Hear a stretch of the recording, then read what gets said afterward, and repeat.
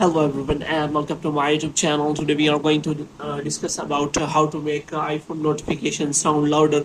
For example, if you miss the notification sound and you want to increase the notification sound so that you can simply get the notification on the right time. So how you can increase the sound of your notification? For this, what you have to do, you have to simply watch this video completely.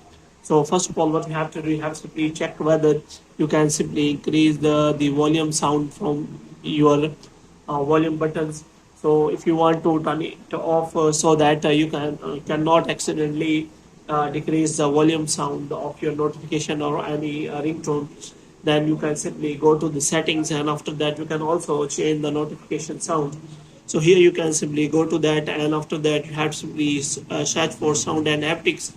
So here you can simply turn off the change with button. Moreover, you can simply uh, slider, you have to move the slider, and after that in this way you can simply change the settings of the slider, and after that you can also select always play for the notification sound. And if you turn this off or change with button, then you will not be able to change your notification or volume sound from the buttons.